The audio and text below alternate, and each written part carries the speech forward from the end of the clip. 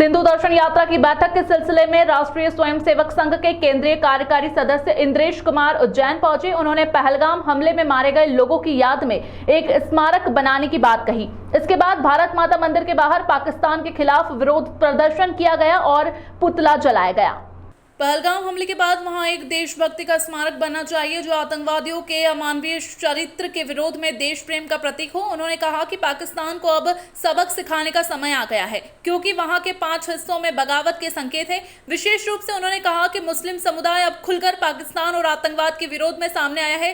पहले जिसे आतंकवाद से जोड़ा जाता था उस मुस्लिम समुदाय ने अब आतंक के खिलाफ अपनी आवाज बुलंद की है जो एक नई क्रांति का संकेत है। उन्होंने कहा कि पहलगाम की घटना के बाद देश में एक नई क्रांति शुरू हुई है।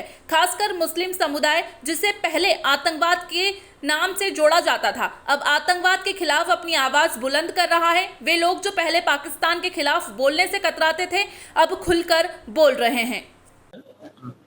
पहलगाम के घिनौने एक्शन के कारण वहाँ के लोगों में और देश के लोगों में जाति, दल, धर्म, भाषा से ऊपर उठकर ये बात आई है कि वहाँ देश प्रेम का अद्वितीय स्मारक खड़ा किया जाए जो पाकिस्तान के घिनौने करैक्टर को, आतंकवादियों की अमानवीय चरित्र को के साथ साथ देश प्रेम का प्रतीक बनकर खड़ा हो, ताकि सारे हिंदुस्तान को इस बात की खुशबू, सुगंध, रास्ता दिखता जाए। Nation first, nation last. Bharat और पाकिस्तान का युद्ध चल रहा है, उसको भी आप किस तरह से देखते हैं? क्या मैं इतना ही कहूँगा, पाकिस्तान के जन्म से ही उसने एक अपराध का विष बीज बोया है। हंस कर लिया पाकिस्तान, लड़ कर लेंगे हिंदुस्तान।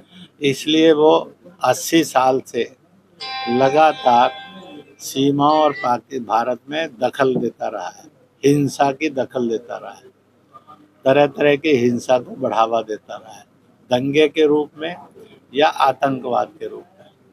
अब एक समय आ गया है जब इस अमानवीय घटना के आधार पर जो पीछे के इतिहास में उसमें एक परिवर्तन किया जाए। Now the nation should be free to terrorist and terrorism and Pakistan should teach a lesson.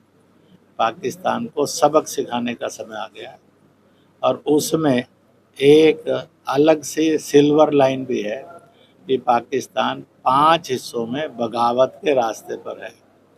उसका हर इंच और हर जन पाकिस्तान से आज़ादी चाहता है। पीओके, सिंध, बलूचिस्तान, पख्तूनिस्तान और पंजाबी पाकिस्तान। अगर पाकिस्तान नहीं संभला तो it will break in 5 pieces. Sir एक सवाल और था मेरा कि जो सेना ने जिस तरह से प्रेस कॉन्फ्रेंस की थी और उसमें उन्होंने कहा था कि जो पहलगाम हमले में जो लोग मारे गए हैं तो आतंकी चाहते थे कि भारत में हिंदू मुसलमान का आपस में दंगा हो, और उसके बाद जो सिनेरियो दिख रहा है वो कहीं दंगा नहीं हुआ, बहुत शांति रही पूरे देश में। आपको लगता है कि अभी देश में जो इस तरह की भारत मुस्लिम वाली, जो हिंदू मुसलमान वाली बात क्यों करते हैं? ऐसा है, पहलगाम की घटना के बाद सारे देश के अंदर एक नई क्रांति का जन्म हुआ है।